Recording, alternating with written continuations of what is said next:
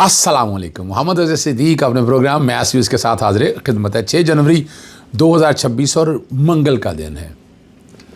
Operation रजीम change की सदाएं और हक़ाइक़ अब सामने आ गए। अब तो लोग बड़ी वजाहत के साथ कह रहे हैं पाकिस्तान में क्या हुआ, वेनेज़ुएला में क्या हुआ और ईरान में क्या हो रहा है। अब भी अगर कौम ना जागी या मुसलमान ना जागे तो ये चीज़ें अब आपके सामने खुल के आएंगी।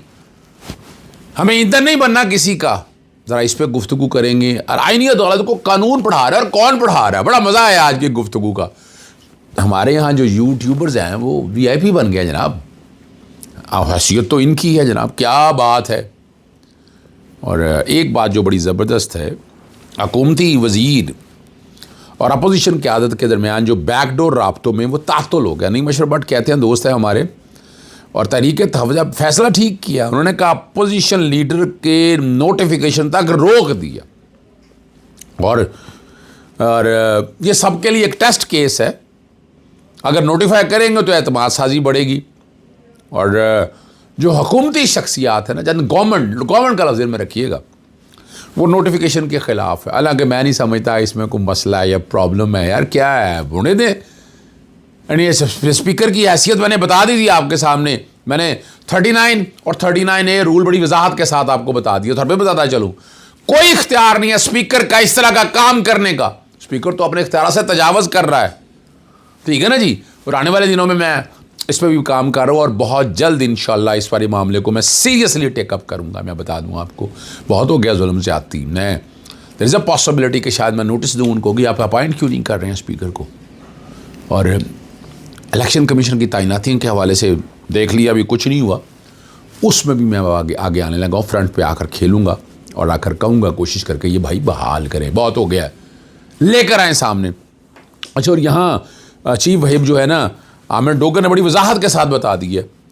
उन्होंने कहा PTI में अपोजिशन लीडर पर कोई इबहाम नहीं है। 76 अरकान असम्बली ने स्पीकर को महमूद अजगज़ई के नाम की रिक्वेजिशन दी है। आते हैं अब ऑपरेशन रजीम चेंज की तरफ। ईरानी सुप्रीम लीडर आयतुल्लाह ख़ामेनी, रूस फरार होने के बारे में ख़बरें जो है ना वो सरासर बेबुनियाद है। मगरबी मीडिया जो है ना, ईरान के ख़िलाफ़ जो जारी नफसियाती जंग का हिस्सा है। अफसोसनाक खबर देखें, याद रखिएगा, ये है कि पाकिस्तानी मीडिया ख़ुसूसन ARY भी इस प्रोपेगेंडे का शायद हिस्सा बना हुआ है। यार ना करें यार, गलत बात है। और बाद मादर वाली पोस्ट भी लगा दी, खामोशी से डिलीट भी कर दी। मुझे साफ़ती जिम्मेदारी यानी बी केयरफुल जी। यानी क्या आप चाहते हैं क्या यार, समझे इस बात को। मुसलमानों के साथ जुल्म। एक बात याद रखिएगा, दीन इस्लाम का गलबा एक स्टेज पे होना है। कोई रुए ज़मीन पे ऐसा नहीं रह जाएगा। डॉक्टर इसार अहमद को सुन लीजिएगा, बड़ी वजाहत के साथ उन्होंने ये बात बताई है। जबकि ना याद रखिएगा, इसराइल जो है वो 12 हमसाया ममालिक पर जारियत करता है। ईरान ने अदम फिलाओ, ठीक है ना, मादे पर दस्तखत किए और बैनुल अक़वामी मुआयना की इजाज़त दी। अब कमाल की बात, दोहरा रूप देखें, इसराइल ने ना तो इस माहिदे का फ़रीक है और ना ही किसी आलमी इंस्पेक्शन को तस्लीम करता है। इस तनाज़ुर में ख़तरे के लिए तो असल असरा तो फिर इसराइल है ना, ईरान तो नहीं है ना जी। और दूसरी जानब अगर देखा जाए, ऑपरेशन रजीम चेंज आपके सामने पाकिस्तान के अंदर हुआ, वेनेज़ुएला के साथ आपने देख लिया। अब ईरान में जो है ना नवा रोज़ है और ये मुजाहरे जो है ना 78 शहरों तक फैल चुके हैं। 19 अफराद जाँ बहक हुए हैं, 50 ज़ख्मी हैं और 990 अफराद गिरफ़्तार हो चुके हैं। और सूरत पर काबू पाने के लिए ईरानी हुकूमत ने आइंदा 4 माह तक अवाम को $4 महाना देने का ऐलान किया। और इस एहतजाज में मुजाहिरों में तलबा की बहुत बड़ी तादाद जो है ना भरपूर अंदाज से शामिल है। आज ना हमारे बहुत सीनियर वकील हैं मखदूम अली ख़ान साहब, मेरा बड़ा प्यार है, सबका अटॉर्नी जनरल है। उन्होंने आज आईनी अदालत को पढ़ाया है और सबक सिखाया है। उन्होंने सुपर केस की समाअत थी और दिलचस्प मुकालमे हुए। और जस्टिस इरशाद हसन ने मखदूम अली ख़ान से जब ये पूछा कि आपने तो पूरी जजमेंट ज़बानी याद होनी चाहिए, अच्छा कमाल जवाब दिया। जस्टिस मखदूम ने वजाहत की कि ये बात वकील के बारे में नहीं बल्कि जज के बारे में, कि उन्हें तमाम फ़ैसले याद होने चाहिए।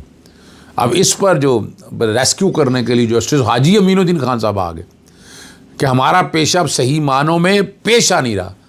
और जिस पर मखदूम अली खान का यहाँ भी बहुत चीज़ें गलत हैं, हो रही हैं।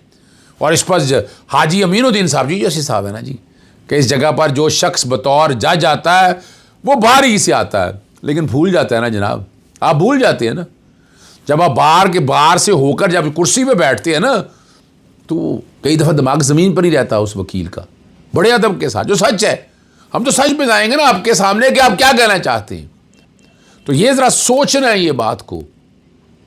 आप लोग वफाकी आईनी अदालत, तो पता नहीं आपने आपको क्या समझ बैठी है यार, खुदारा ना, I don't think so.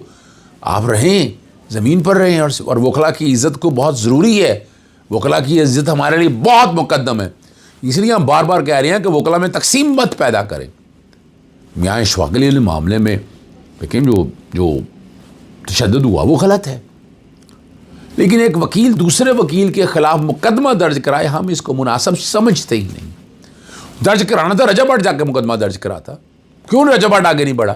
3 lakh उसके हुए हैं, तो वो जाने, उसका काम जाने, हम एक वकील का काम तो नहीं है। देखो ना यहाँ, और जो लाइसेंस मुअत्तल किया वो पंजाब बार काउंसिल का फैसला वैसे ही गलत था। मैं कह भी रहा हूँ, उनको इख्तियार ही नहीं है पंजाब बार काउंसिल को, एग्जीक्यूटिव कमेटी को, ये डिसिप्लिनरी कमेटी का।